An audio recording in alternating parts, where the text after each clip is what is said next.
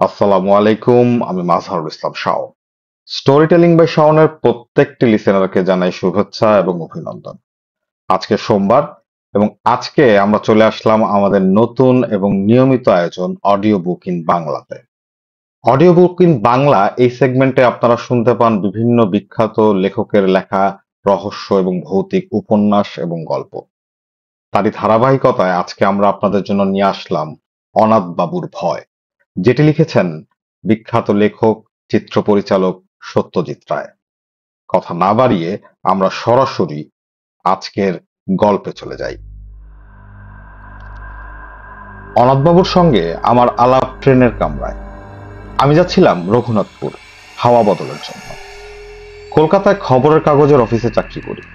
গত কমাস ধরে কাজের চাপে দম বন্ধ হবার উপক্রম হয়েছিল। তাছাড়া আমার লেখার শখ, দু একটা গল্পের প্লটও মাথায় ঘুরছিল, কিন্তু এত কাজের মধ্যে কি আর লেখার ফুসরত জোটে?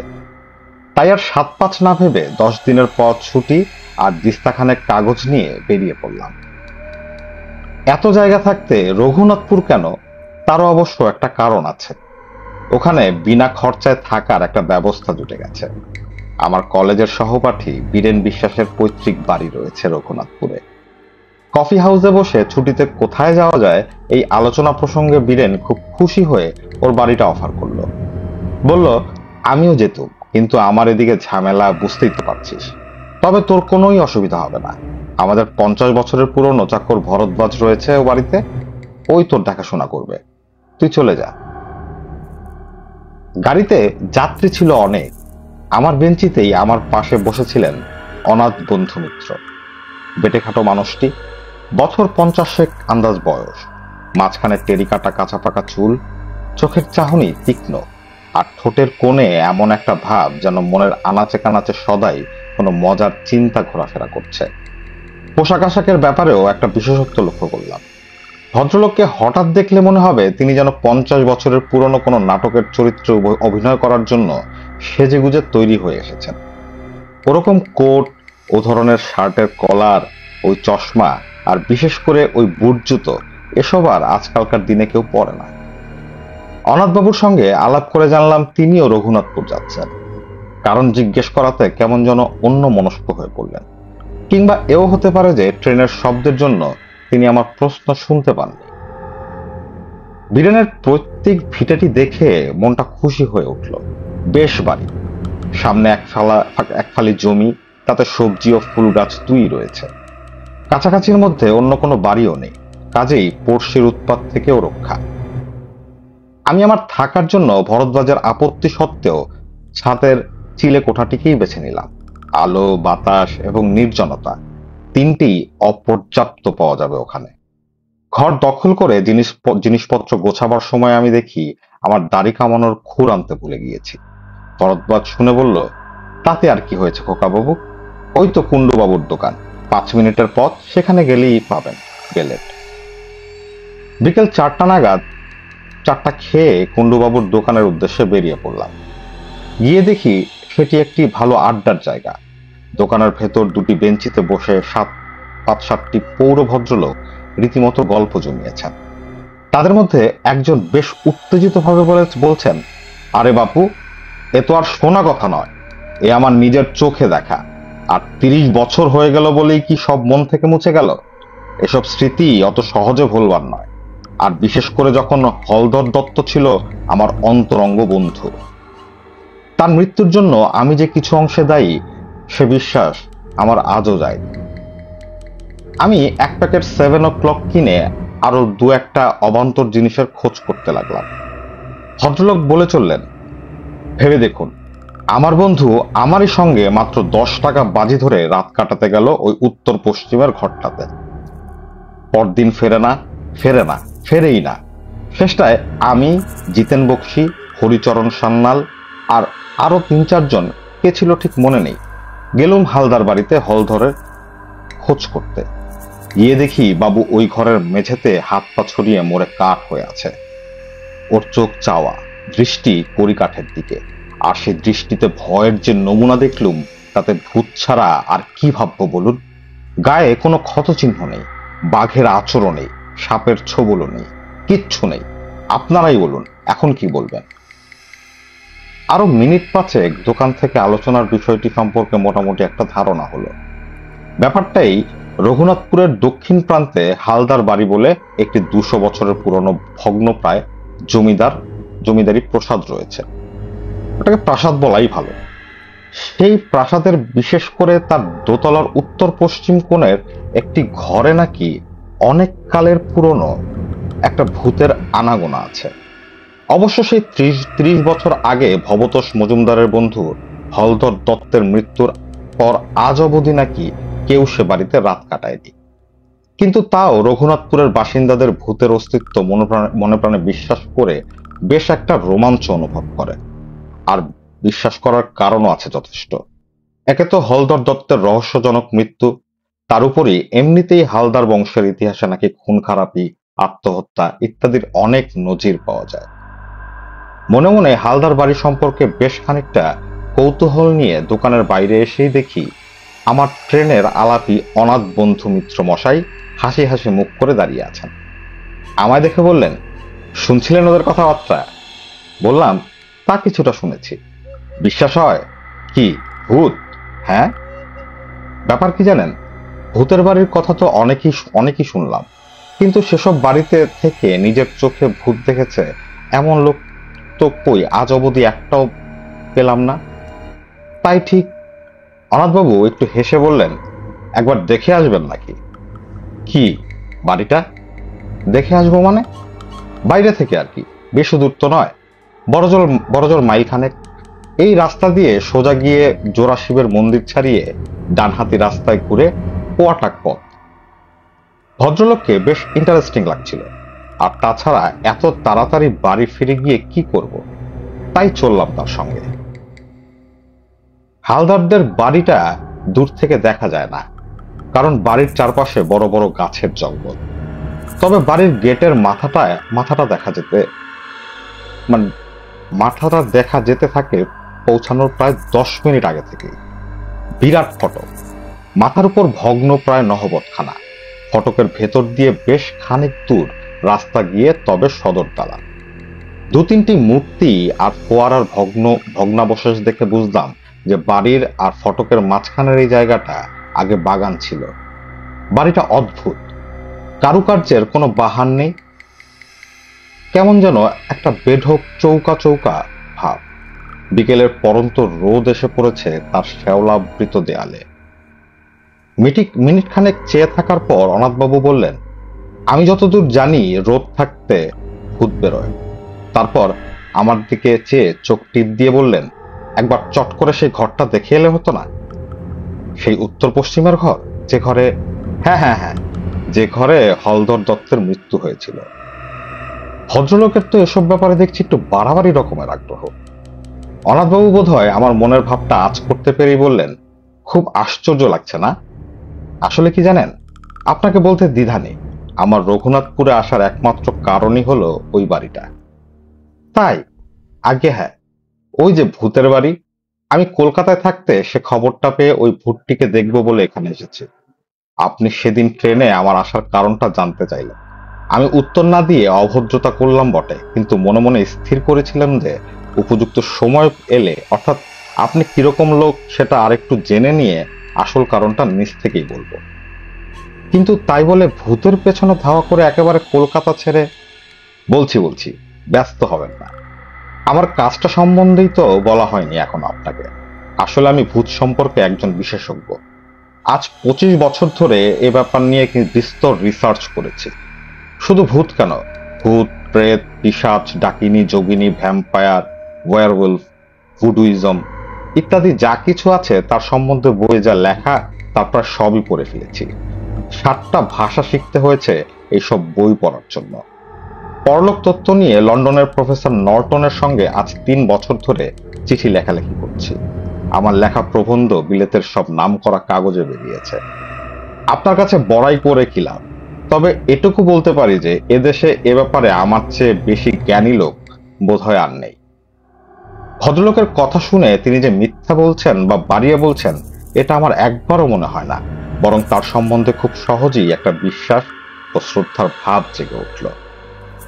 অনাথবাবু একটুক্ষণ চুপ করে থেকে বললেন, ভারতবর্ষের অন্তত ৩০০ ভূতের বাড়িতে আমি রাত কাটিয়েছি। বলেন কি? হ্যাঁ। আর সেসব কিরকম জায়গা জানেন? এই ধরুন, জব্বলপুর, কার্সিয়াং, চেরাপুঞ্জি, কাথি, কাটোয়া, যোধপুর, আজিমগঞ্জ, হাজারিবাগ, সিউড়ি, বারাসাত, আর কত চাই। ৫৬টা ডাক বাংলো আর কম করে ৩০টা নীলকুঠিতে আমি রাত্রি যাপন করেছি। এছাড়া কলকাতা এবং তার কাছাকাছির মধ্যে অন্তত ৫০খানা বাড়ি তো আছেই। কিন্তু অনাথবাবু হঠাৎ থেমে গেলেন। তারপর ধীরে ধীরে মাথা নেড়ে বললেন, ভূত আমায় ফাঁকি দিয়েছে। হয়তো ভূতকে যারা চায় না, ভূত তাদের কাছেই আসে। আমি বারবার হতাশ হয়েছি। মাদ্রাজে ট্রিচিনপল্লীতে ১৫০ বছরের পুরনো একটা সাহেবদের পরিত্যক্ত ক্লাব বাড়িতে ভূত একবার কাছাকাছি এসেছিল। কিরকম জানেন? অন্ধকার ঘর, এক ফোঁটা বাতাস নেই। যতবারই মোমবাতি ধরাতে যাব বলে দেয়াসটাই জ্বালাচ্ছি, ততবারই কে যেন ফু দিয়ে নিভিয়ে দিচ্ছে। শেষটায় ১৩টা কাঠি নষ্ট করার পর বাতি জ্বলল এবং আলো জ্বলার সঙ্গে সঙ্গেই ভূত বাবাজি সেই যে গেলেন, আর এলেন না। একবার কলকাতার ঝামাপুকুরের এক হানাবাড়িতেও একটা ইন্টারেস্টিং অভিজ্ঞতা হয়েছিল। আমার মাথায় তো এত চুল দেখছেন, অথচ এই বাড়ির একটা অন্ধকার ঘরে ভূতের অপেক্ষায় বসে থাকতে থাকতে মাঝরাত্রিতে নাগাদ হঠাৎ ব্রহ্মতালুর কাছটায় একটা মশার কামড় খেলাম। কি ব্যাপার? অন্ধকারে ভয়ে ভয়ে মাথায় হাত দিয়ে দেখি একটা চুলও নেই, একেবারে মসৃণ মাথা জোড়া টাক। এ কি আমারই মাথা? অন্য কারোর মাথায় হাত দিয়ে নিজের মাথা বলে মনে করেছি। এরকম কি ব্যাপারটা? কিন্তু মশার কামড়টা তো আমি খেলাম। টর্চটা জেলে আয়নায় দেখি টাকের কোনো চিহ্ন মাত্র নেই। আমার যে চুল, সেই চুলই রয়েছে আমার মাথায়। ব্যাস, এ দুটি ছাড়া আর কোনো ভূতের অভিজ্ঞতা এত চেষ্টা সত্ত্বেও আমার হয়নি। তাই ভূত দেখার আশায় একেবারে ছেড়েই দিয়েছিল। এমন সময় একটা পুরনো বাঁধানো প্রবাসীতে রঘুনাথপুরের এই বাড়িটার একটা উল্লেখ পেলাম। তাই ঠিক করলাম একটা শেষ চেষ্টা দিয়ে আসবো। অনাথবাবুর কথা শুনতে শুনতে কখন যে বাড়ির সদর দরজায় এসে পড়েছি সে খেয়াল ছিল না। ভদ্রলোক তার ট্যাগ ঘড়িটা দেখে বললেন, আজ ৫টা ৩১ সূর্যাস্ত, এখন ৫:15। চলুন, রোদ থাকতে থাকতে একবার ঘরটা দেখে আসি। ভূতের নেশাটা বোধহয় সংক্রামক, কারণ আমি অনাথবাবুর প্রস্তাবে কোনো আপত্তিই করলাম না। বরঞ্চ বাড়ির ভেতরটা, আর বিশেষ করে দোতলার ওই ঘরটা দেখবার জন্য বেশ একটা আগ্রহ হচ্ছিল। সদর দরজা দিয়ে ঢুকে দেখি বিরাট উঠোন ও নাট মন্দির। ১০০-১৫০ বছরের কত উৎসব, কত অনুষ্ঠান, কত পূজা পার্বণ যাত্রা এখানে হয়েছে তার কোনো চিহ্ন আজ নেই। উঠানের ৩ দিকে বারান্দা। আমাদের ডাইনে বারান্দার যে অংশ, তাতে একটা ভাঙা পালকি পড়ে আছে এবং পালকিটি ছাড়িয়ে হাত ১০ গিয়েই দোতলায় যাবার সিঁড়ি। সিঁড়িটা এমনই অন্ধকার যে উঠবার সময় অনাথবাবুকে তার কোটের পকেট থেকে একটা টর্চ বার করে জ্বালাতে হলো। প্রায় অদৃশ্য মাকড়সার জালের ভুজ্য ভেদ করে কোনো রকমে দোতলায় পৌঁছানো গেল।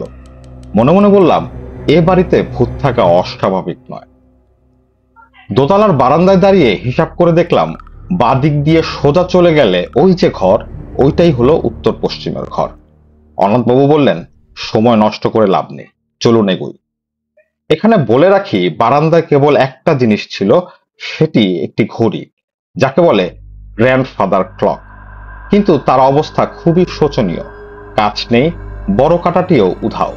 পেন্ডুলামটি ভেঙে কাত হয়ে পড়ে আছে। উত্তর পশ্চিমের ঘরের দরজাটি ভেজানো ছিল।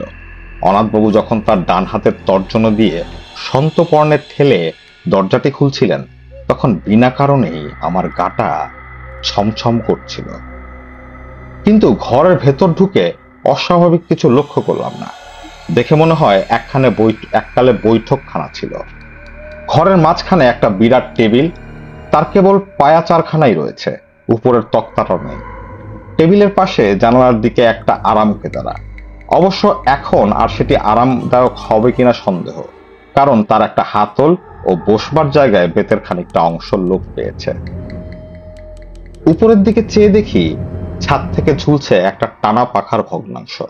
অর্থাৎ তার দড়ি নেই, কাঠের ডান্ডাটা ভাঙা এবং ঝালরের অর্ধেকটা ছেঁড়া। এছাড়া ঘরে আছে একটা খাঁচ কাটা বন্দুক রাখার তাক, একটা নলবিহীন গড়গড়া আর দুখানা সাধারণ হাতল ভাঙা চেয়ার। অনাথবাবু কিছুক্ষণ একেবারে স্তব্ধ হয়ে রইলেন। মনে হলো খুব মনোযোগ দিয়ে কি একটা অনুভব করার চেষ্টা করলেন। প্রায় মিনিট খানেক পরে বললেন, একটা গন্ধ পাচ্ছেন? কি গন্ধ? মাদ্রাজি ধূপ, মাছের তেল আর মরা পড়ার গন্ধ মেশানো একটা গন্ধ। আমি বার দুয়েক বেশ জোরে জোরে শ্বাস টানলাম। অনেক দিনের বন্ধ ঘর খুললে যে একটা ভ্যাপসা গন্ধ বেরোয়, সে গন্ধ ছাড়া আর কোনো গন্ধই পেলাম না। তাই বললাম, কই, ঠিক বুঝতে পারছি না তো। অনাথবাবু আরো একটুক্ষণ চুপ করে থেকে হঠাৎ বা হাতের তেলোতে ডান হাত দিয়ে একটা ঘুষি মেরে বললেন, বহুত আচ্ছা, এই গন্ধ আমার চেনা গন্ধ। এ বাড়িতে ভূত অবশ্যম্ভাবী। তবে বাবাজি দেখা দেবেন কিনা সেটা কাল রাত্রের আগে বোঝা যাবে না। চলুন। অনাথবাবু স্থির করে ফেললেন যে পরদিনই তাকে এ ঘরে রাত্রিবাস করতে হবে। ফেরার পথে বললেন, আজ থাকলুম না, কারণ কাল আমাবস্যা, ভূতের পক্ষে সব থেকে প্রশস্ত তিথি। তাছাড়া দু একটা জিনিস সঙ্গে রাখা দরকার, সেগুলো বাড়িতে রয়ে গেছে, কাল নিয়ে আসবো। আজ সার্ভেটা করে গেলুম আর কি। ভদ্রলোক আমায় বাড়ি অবধি পৌঁছে দিয়ে বিদায় নেবার সময় গলাটা একটু নামিয়ে বললেন, আর কাউকে আমার এই প্ল্যানের কথা বলবেন না যেন। এদের কথাবার্তা তো শুনলাম আজকে, যা ভয় আর প্রেজিডিউস এদের, জানলে পরে হয়তো বাধা টাধা দিয়ে আমার প্ল্যানটাই ভেস্তে দেবে। আর হ্যাঁ, আর একটা কথা, আপনাকে আমার সঙ্গে যেতে বললুম না বলে কিছু মনে করবেন না। এইসব ব্যাপার বুঝলেন কিনা, একা না হলে ঠিক জুৎসই হয় না। পরদিন দুপুরে কাগজ কলম নিয়ে বসলেও লেখা খুব বেশি দূর এগোলো না। মন পড়ে রয়েছে হালদার বাড়ির ওই উত্তর পশ্চিমের ঘরটায়। আর রাত্রে অনাথবাবুর কি অভিজ্ঞতা হবে সেই নিয়ে একটা অশান্তি আর উদ্বেগ রয়েছে মনের মধ্যে। বিকেলে অনাথবাবুকে হালদার বাড়ির ফটক অবধি পৌঁছে দিলাম। ভদ্রলোকের গায়ে আজ একটা কালো গলাবন্ধ কোট, কাঁধে জলের ফ্ল্যাক্স আর হাতে সেই কালকের 3 সেলের টর্চ। ফটক দিয়ে ঢুকবার আগে কোটের দু পকেটে 2 হাত ঢুকিয়ে 2টো বোতল বার করে আমায় দেখিয়ে বললেন, এই দেখুন, এটিতে রয়েছে আমার নিজের ফর্মুলায় তৈরি তেল, যেটা শরীরের অনাবৃত অংশে মেখে নিলে আর মশা কামড়াবে না। আর এই দ্বিতীয়টিতে হলো কার্বলিক অ্যাসিড, ঘরের চারপাশে ছড়িয়ে দিলে সাপের উৎপাত থেকে নিশ্চিন্ত। এই বলে বোতল দুটো পকেটে পুরে টর্চটা মাথায় ঠেকিয়ে আমায় একটা সালাম ঠুকে ভদ্রলোক বুট জুতো খটখটিয়ে হালদার বাড়ির দিকে চলে গেলেন। রাতে ভালো ঘুম হলো না। ভোর হতে না হতেই ভরদ্বাজকে বললাম আমার থার্মাস ফ্লাস্কে 2 জনের মতো চা ভরে দিতে। চা এলে পরে ফ্লাস্কটি নিয়ে আবার হালদার বাড়ির উদ্দেশ্যে রওনা দিলাম। হালদার বাড়ির ফটকের কাছে পৌঁছে দেখি চারদিকে কোনো সারা শব্দ নেই। অনাথবাবুর নাম ধরে ডাকবো না শটান দোতলায় যাব তাই ভাবছি। এমন সময় হঠাৎ শুনতে পেলাম, ও মশাই, এই যে এদিকে। এবার দেখতে পেলাম অনাথবাবুকে প্রাসাদের পূব দিকের জঙ্গলের ভেতর থেকে বেরিয়ে আমার দিকে হেঁটে আসছেন। তাকে দেখে মোটেই মনে হয় না যে রাতে তার কোনো ভয়াবহ বা অস্বাভাবিক অভিজ্ঞতা হয়েছে। আমার কাছে এসে হাসতে হাসতে হাতে একটা নিমের ডাল দেখিয়ে বললেন, আর বলবেন না মশাই, আধ ঘন্টা বনে বাজারে ঘুরছি এই নিম ডালের খোঁজে। আমার আবার দাঁতনের অভ্যাস কিনা। ফস করে রাতের কথাটা জিজ্ঞেস করতে কেমন বাধো বাধো ঠেকলো। বললাম, চা এনেছি, এখনই খাবেন না বাড়ি যাবেন? চলুন না, ওই ফোয়ারাটার পাশে বসে খাওয়া যাক। গরম চায়ে চুমুক দিয়ে একটা তৃপ্তিসূচক আহ শব্দ করে আমার দিকে ফিরে মুচকি হেসে অনাথবাবু বললেন, খুব কৌতূহল হচ্ছে না? আমি আমতা আমতা করে বললাম, হ্যাঁ, মানে তাই একটু। বেশ, তবে বলছি শুনুন। গোড়াতেই বলে রাখি, এক্সপিডিশন হাইলি সাকসেসফুল। আমার এখানে আসা সার্থক হয়েছে। অনাথবাবু এক মগ চা শেষ করে দ্বিতীয় মগ ঢেলে তার কথা শুরু করলেন।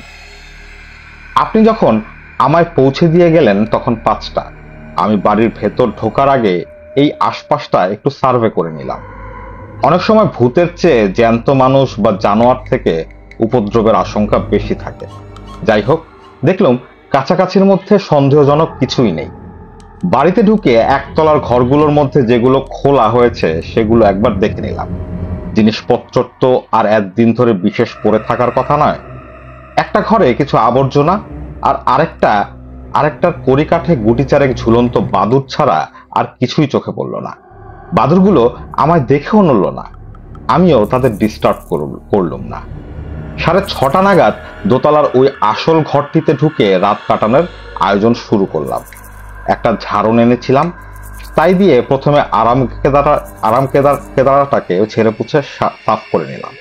কতদিনের ধুলো জমেছিল তাকে জানে। ঘরের মধ্যে একটা গুমোট ভাব ছিল, তাই জানালাটা খুলে দিলুম। ভূত বাবাজি যদি সশরীরে আসতে চান, তাই বারান্দার দরজাটাও খোলা রাখলো। তারপর টর্চ ও ফ্লাক্সটা মেঝেতে রেখে ওই বেদ ঘেরা আরাম কেদারাতেই শুয়ে পড়লাম। অস্বস্তি হচ্ছিল বেশ, কিন্তু এর চেয়ে আর অনেক বেয়ারা অবস্থায় বহুবার রাত কাটিয়েছি, তাই কিছু মাইন্ড করলাম না। আশ্বিন মাস, 5:30টায় সূর্য ডুবেছে। দেখতে দেখতে অন্ধকারটা বেশ জমাট বেঁধে উঠল, আর সেই সঙ্গে সেই গন্ধটাও ক্রমশ স্পষ্ট হয়ে উঠল। আমি এমনিতেই খুব ঠান্ডা মেজাজের মানুষ, সহজে বড় একটা এক্সাইটেড হই না, কিন্তু কাল যেন ভেতরে ভেতরে বেশ একটা উত্তেজনা অনুভব করছিল। সময়টা ঠিক বলতে পারি না, তবে আন্দাজে মনে হয় 9টা কি 9:30 নাগাদ জানালা দিয়ে একটা জোনাকি ঘরে ঢুকেছিল। সেটা মিনিট খানেক ঘোরাঘুরি করে আবার জানালা দিয়েই বেরিয়ে গেল। তারপর কখন যে শেয়াল ঝিঝির ডাক থেমে গেছে আর কখন যে আমি ঘুমিয়ে পড়েছি সে খেয়াল নেই। ঘুম ভাঙলো একটা শব্দে, ঘড়ির শব্দ। থং থং থং আওয়াজ করে 12টা বাজলো। মিঠে অথচ বেশ জোর আওয়াজ, জাত ঘড়ির আওয়াজ, আর সেটা আসছে বাইরের বারান্দা থেকে। কয়েক মুহূর্তের মধ্যেই ঘুমটা ছুটে গিয়ে সম্পূর্ণ সজাগ হয়ে আরো দুটো জিনিস লক্ষ্য করল। এক, আমি আরাম কেদারায় সত্যি খুব আরামে শুয়ে আছি, ছেঁড়াটা তো নেই, বরং উল্টো আমার পিঠের তলায় কে যেন একটা বালিশ গুজে দিয়েছে। আর 2, আমার মাথার উপর একটা চমৎকার ঝালর সমেত আস্ত নতুন টান পাখা। তা থেকে একটা নতুন দড়ি দেয়ালের ফুটো দিয়ে বারান্দায় চলে গেছে, এবং কে জানি সে দড়িতে টান দিয়ে পাখাটি দুলিয়ে আমার চমৎকার বাতাস করছে। আমি অবাক হয়ে এইসব দেখছি আর উপভোগ করছি। এমন সময় খেয়াল হলো আমাবস্যার রাত্রিরে কি করে জানি ঘরটা চাঁদের আলোয় উদ্ভাসিত হয়ে উঠল। তারপর নাকে এলো একটা চমৎকার গন্ধ। পাশ ফিরে দেখি কে জানি একটা আলবোলা রেখে গেছে, আর তার থেকে ভুর ভুর করে বেরোচ্ছে একেবারে সেরা আম্বুরি তামাকের গন্ধ। অনাথবাবু একটু থামলেন, তারপর আমার দিকে ফিরে হেসে বললেন, বেশ মনোরম পরিবেশ নয় কি? আমি বললাম, শুনে তো ভালোই লাগছে। আপনার রাতটা তাহলে মোটামুটি আরামেই কেটেছে। আমার প্রশ্ন শুনে শুনে অনাথবাবু হঠাৎ গম্ভীর হয়ে গেলেন। খানিকক্ষণ অপেক্ষা করে আমি আর ধৈর্য রাখতে না পেরে বললাম, তাহলে কি সত্যি আপনার কোনো ভয়ের কারণ ঘটেনি? ভূত কি আপনি দেখেননি? অনাথবাবু আবার আমার দিকে চাইলেন।